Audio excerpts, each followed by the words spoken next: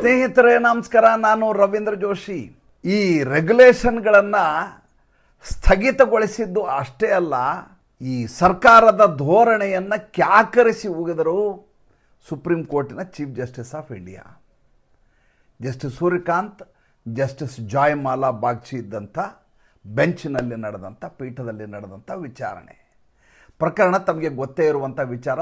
ಈ ದೇಶದಲ್ಲಿ ಯಾರು ಹಿಂದೂಗಳು ಒಗ್ಗಟ್ಟಾಗಬೇಕು ಅಂತ ತಮ್ಮ ಸಿದ್ಧಾಂತವನ್ನು ಇಟ್ಕೊಂಡಿದ್ದಾರೋ, ಯಾರು ಬಟೋಗೆ ಅಥವಾ ಕಟೋಗೆ ಅಂತ ಘೋಷಣೆಗಳನ್ನು ಮಾಡ್ಕೊಂಡು ಓಡಾಡ್ತಾರೋ, ಯಾರು ಏಕ್ ರಹೆ ತೋ ಸೇಫ್ ರಹೋಗೆ ಅಂತ ಹೇಳ್ತಾರೋ, ಅವರೇ ನಿರ್ಮಿಸಿದ್ದಂಥ ಇಕ್ವಿಟಿ ರೆಗ್ಯುಲೇಷನ್ಸ್ ಅಂತೇಳಿ, ಯು ಜಿ ಸಿಯ ಇಕ್ವಿಟಿ ರೆಗ್ಯುಲೇಷನ್ಸ್, ಎಲ್ಲ ಕಾಲೇಜು, ಎಲ್ಲ ಯೂನಿವರ್ಸಿಟಿ, ಎಲ್ಲ ಕಡೆ ಹೊಸ ರೆಗ್ಯುಲೇಷನನ್ನು ಅನುಷ್ಠಾನಕ್ಕೆ ತರಲಿಕ್ಕೆ ಭಾಳ ದೊಡ್ಡದಾದಂಥ ಷಡ್ಯಂತ್ರ ನಡೀತು.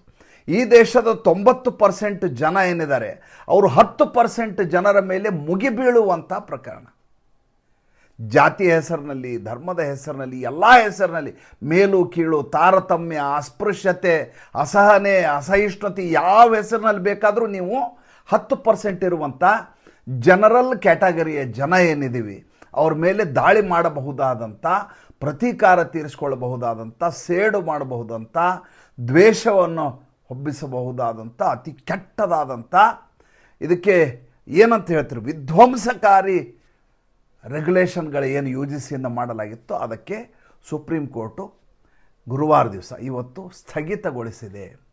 ಸ್ಥಗಿತಗೊಳಿಸುವುದು ಅಷ್ಟೇ ಅಲ್ಲ, ಜಾತಿ ಮುಕ್ತ ಸಮಾಜದತ್ತ ಮುಂದೆ ಹೋಗ್ತಾ ಇರುವಂಥ ನಾವು, ಜಾತಿರಹಿತ ಸಮಾಜದತ್ತ ಮುಂದೆ ಹೋಗ್ತಾ ಇರುವಂಥ ನಮಗೆ ನೀವು ವಾಪಸ್ ಹಿಂದುಗಡೆ ಎಳ್ಕೊಂಡು ಹೋಗ್ತಾ ಇದ್ದೀರಾ ಸರ್ಕಾರದವರು ಅಂತ ಸಾಲಿಸಿಟರ್ ಜನರಲ್ ತುಷಾರ್ ಮೆಹ್ತಾ ಅವರಿಗೆ ಸರಿಯಾಗಿ ಹೋಗಿದ್ರು.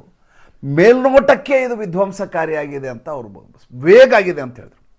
ಅತ್ಯಂತ ವೇಗ ಆದಂಥ ಇಕ್ವಿಟಿ ರೆಗ್ಯುಲೇಷನ್ಸ್ ಇದಾವೆ ಇದರಲ್ಲಿ ಅಂತ ಸ್ವತಃ ಜಸ್ಟಿಸ್ ಸೂರ್ಯಕಾಂತ್ ಅವರು ಹೇಳ್ತಾರೆ. ಪ್ರಕರಣ ಏನು ಅಂತ ಹೇಳ್ತೀನಿ, ಅದಾದಮೇಲೆ ಕೋರ್ಟ್ ರೂಮ್ ನಡೆದಂಥ ಡ್ರಾಮಾ ಏನು ಅಂತ ಹೇಳ್ತೀನಿ. ಪ್ರಕರಣ ನಿಮಗೆ ಗೊತ್ತೇ ಇದೆ, ಈಗಾಗಲೇ ಹೇಳಿದೆ.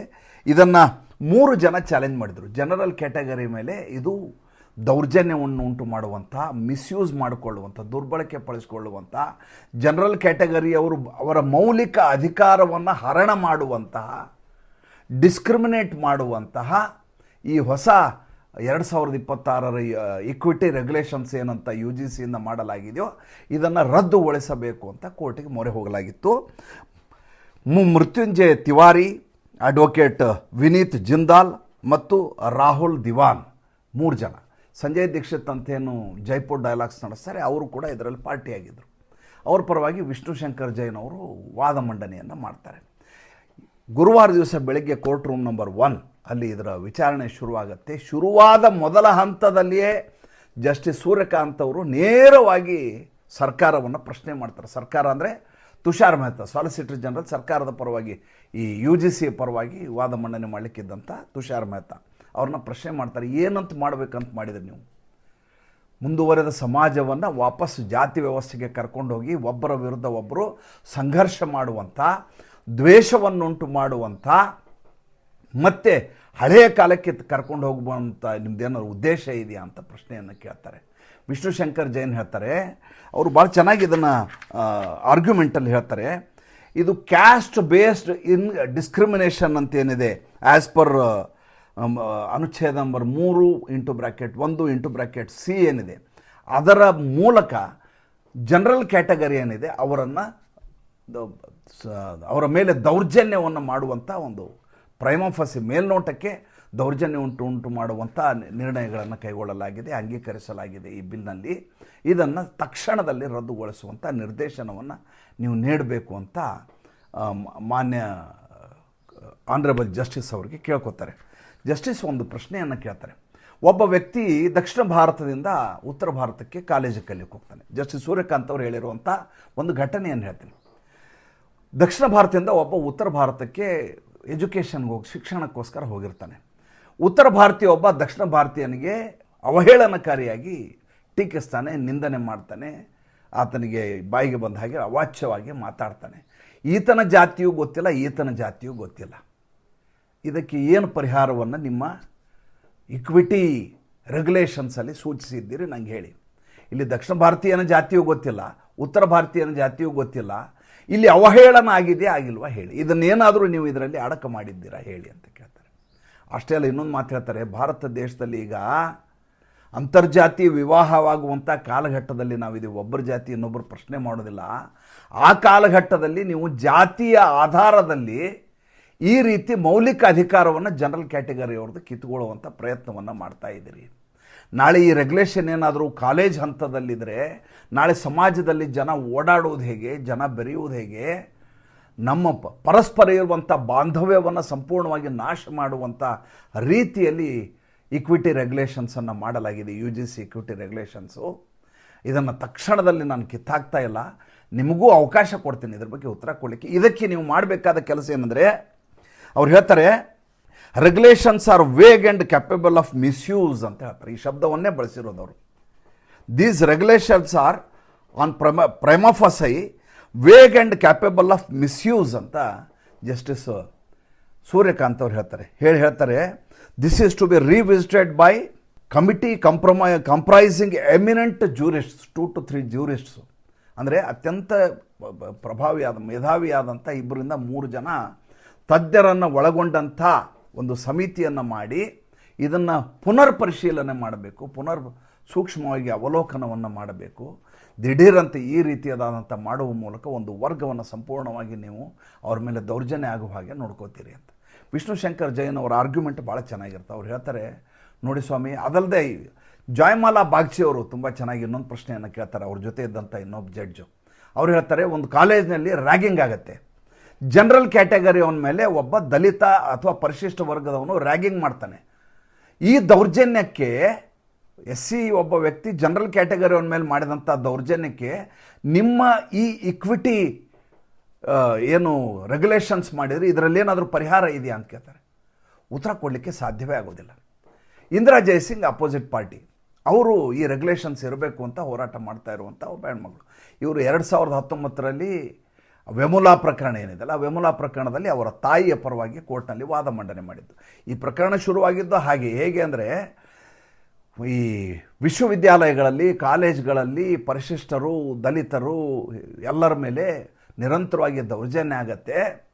ಅದಕ್ಕೆ ಅತ್ಯಂತ ತೀಕ್ಷ್ಣವಾದಂಥ ಪರಿಹಾರ ಆಗಬೇಕು. ಅದಕ್ಕಾಗಿ ಒಂದು ಕಮಿಟಿಯನ್ನು ಮಾಡಿ ರೆಗ್ಯುಲೇಷನ್ನ ರಿವಿಸಿಟ್ ಮಾಡಬೇಕು ಅಂತ 2012ರ ರೆಗ್ಯುಲೇಷನ್ಸ್ ಏನಿದೆ, UGC ರೆಗ್ಯುಲೇಷನ್ಸು, ಮಾರ್ಗಸೂತ್ರಗಳೇನಿದ್ದಾವೆ, ಮಾರ್ಗಸೂಚಿ ಏನಿದೆ, ಅದನ್ನು ಪರಿಷ್ಕರಣೆ ಮಾಡಬೇಕು ಅಂತ ನಿರ್ದೇಶನವನ್ನು ಕೊಡಲಾಗಿರುತ್ತೆ.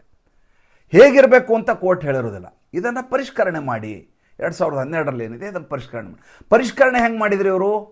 ಪರಿಷ್ಕರಣೆಯಲ್ಲಿ 90% ಇತರೆ ಜಾತಿಯರೆಲ್ಲ ಸೇರಿ ಜನರಲ್ ಕ್ಯಾಟಗರಿ ಅವ್ರ ಮೇಲೆ ಸುಮ್ಮನೆ ಕೇಸ್ ಹಾಕಬಹುದು. ಕೇಸ್ ಹಾಕಿದವನು ನಾಳೆ ಕೇಸ್ ಹಾಕಿಸ್ಕೊಂಡವನು ನಿರ್ದೋಷಿ ಅಂತ ಸಾಬೀತಾದರೂ ಕೂಡ ಕೇಸ್ ಹಾಕಿದವನ ಮೇಲೆ ಯಾವುದೇ ಕ್ರಮ ಕೈಗೊಳ್ಳೋ ಹಾಗಿಲ್ಲ. ಇದಕ್ಕಾಗಿ ಒಂದು ಕಮಿಟಿಯನ್ನು ಮಾಡಲಾಗುತ್ತೆ. ಆ ಕಮಿಟಿಯಲ್ಲಿ ಜನರಲ್ ಕ್ಯಾಟಗರಿ ಅವರು ಇರೋದಿಲ್ಲ. ಜನರಲ್ ಕ್ಯಾಟಗರಿ ಅವರ ಮೌಲಿಕ ಅಧಿಕಾರವನ್ನು ಕಿತ್ತು ಹಾಕುವಂಥ ಒಂದು ರೆಗ್ಯುಲೇಷನನ್ನು, ಇಕ್ವಿಟಿ ರೆಗ್ಯುಲೇಷನನ್ನು ನರೇಂದ್ರ ಮೋದಿ ಅವರ ಅಧಿಕಾರದ ಭಾರತೀಯ ಜನತಾ ಪಾರ್ಟಿಯ ಸರ್ಕಾರ ಮಾಡಿ ಅನುಷ್ಠಾನಕ್ಕೆ ತರುವಂಥ ಒಂದು ದುಷ್ಟವಾದ ಪ್ರಯತ್ನ ಇದು, ದುಷ್ಟ ಪ್ರಯತ್ನ. 2011ರಲ್ಲಿ ಸೋನಿಯಾ ಗಾಂಧಿ ಹೇಗೆ ಮನಮೋಹನ್ ಸಿಂಗ್ ಸರ್ಕಾರದಲ್ಲಿ ಈ ದೇಶದಲ್ಲಿ ಎಲ್ಲೇ ಕೋಮು ದ್ವೇಷ ಆಗಿ ಗಲಭೆ ಆದರೆ ಹಿಂದೂಗಳೇ ಹೊಣೆಗಾರರು ಅಂತ ಮಾಡಿದ್ರು. ಅಂದರೆ ಬಹುಸಂಖ್ಯಾತರು ಯಾರಿದ್ದಾರೆ ಅವರೇ ಹೊಣೆಗಾರರು. ಬಹುಸಂಖ್ಯಾತರು ಯಾರು ಈ ದೇಶದಲ್ಲಿ? ಹಿಂದೂಗಳು. ಅಲ್ಪಸಂಖ್ಯಾತರು ಯಾರು? ಇವತ್ತು ಅಲ್ಪಸಂಖ್ಯಾತರು ಅಂತ ಕರೆಸ್ಕೊಳ್ಳೋ ಏಕಮೇವ ಜಾತಿ ಅಂದ್ರೆ ಮುಸಲ್ಮಾನರು ಮಾತ್ರ. ಉಳಿದವ್ರು ಪಾರ್ಸಿ ಗಿರ್ಸಿ ಲೆಕ್ಕಕ್ಕೆ ಹಿಡಿಯೋದಿಲ್ಲ. ಎಲ್ಲೇ ದಂಗೆ ಆಗಲಿ ಮುಸಲ್ಮಾನರ ಮೇಲೆ ಕೇಸಿಲ್ಲ, ಹಿಂದೂಗಳ ಮೇಲೆ ಕೇಸು ಅಂತ 2011ರಲ್ಲಿ ಬಿಲ್ ಪಾಸ್ ಮಾಡಲಿಕ್ಕೆ ಹೊಟ್ಟಿದ್ರು ಮನಮೋಹನ್ ಸಿಂಗು. ಇದೇ ಭಾರತೀಯ ಜನತಾ ಪಾರ್ಟಿ ಅದನ್ನು ವಿರೋಧ ಮಾಡಿತ್ತು.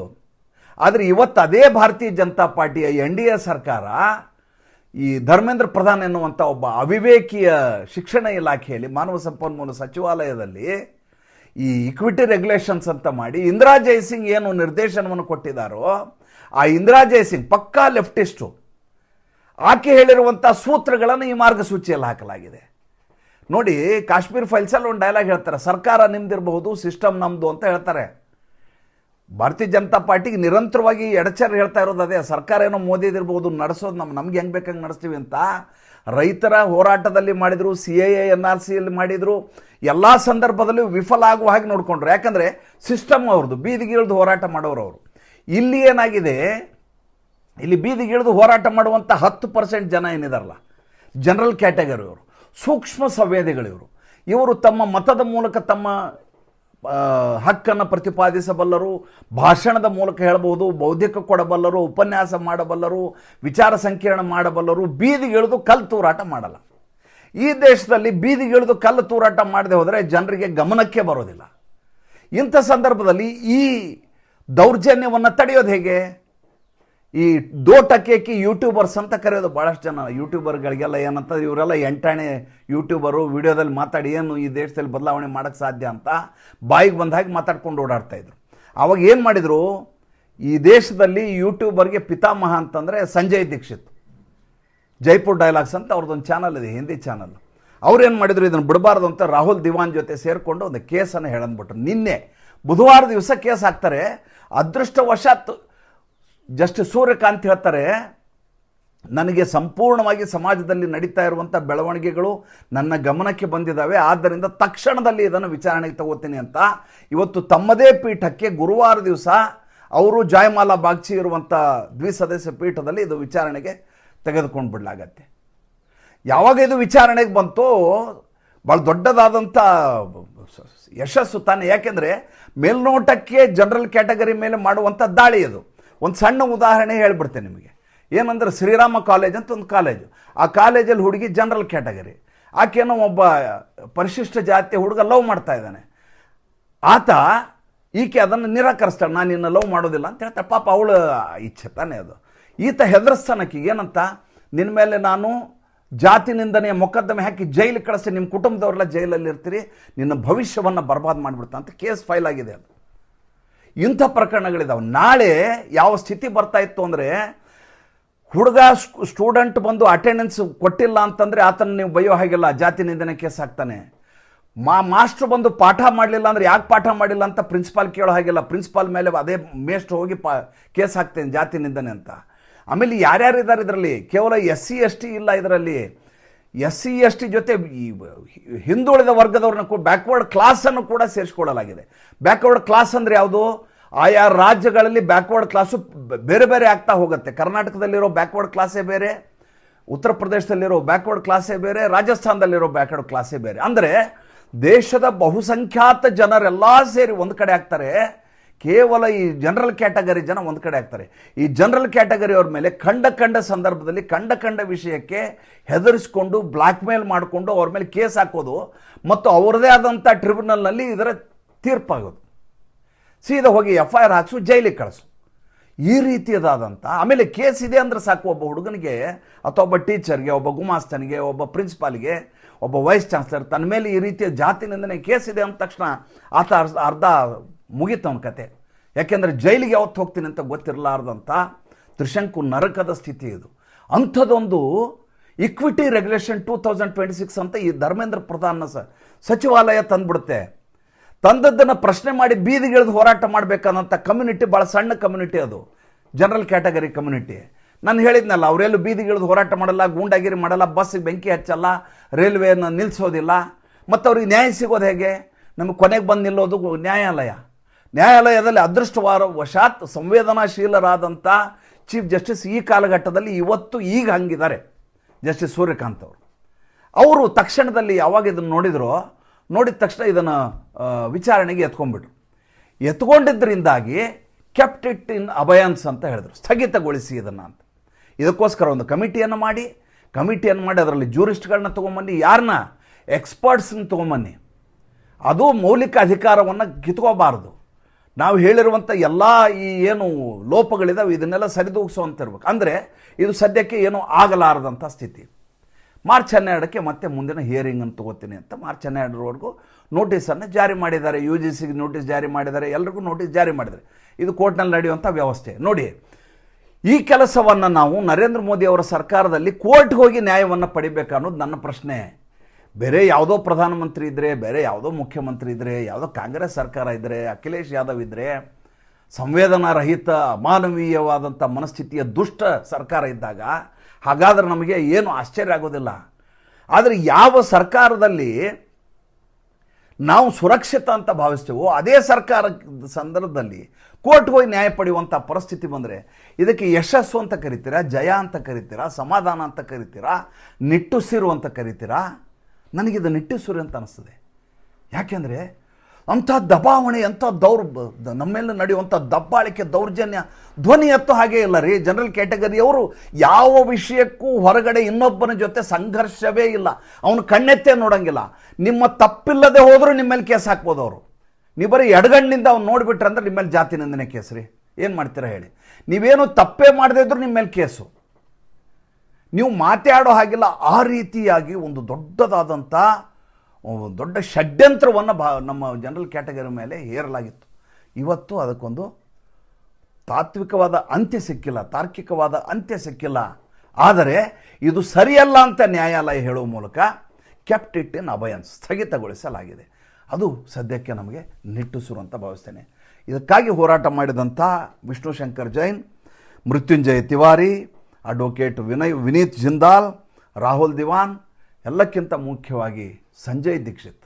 ನಿಜಕ್ಕೂ ಭಾರತ ದೇಶದಲ್ಲಿ ಯಾರ ಮುಖ ಮೂತಿ ನೋಡಲಾರದೆ, ಮೋದಿ ಇರಲಿ, ಯೋಗಿ ಇರಲಿ, RSSನ ಚೀಫ್ ಇರಲಿ, ಯಾರೇ ಇದ್ದರೂ ಸರಿ ಇಲ್ಲ ಅಂದರೆ ಸರಿ ಇಲ್ಲ ಅಂತ ಹೇಳಬಲ್ಲಂಥ, ಹಿಂದುತ್ವಕ್ಕಾಗಿ ದುಡಿಯುವಂಥ ಕನ್ನಡಿಗ ನಿವೃತ್ತ IAS ಆಫೀಸರ್ ಅವರು ಸಂಜಯ್ ದೀಕ್ಷಿತ್. ಅವರಿಗೆ ನಮ್ಮ ಅಭಿನಂದನೆ ಸಲ್ಲಬೇಕು. ನಮಸ್ಕಾರ.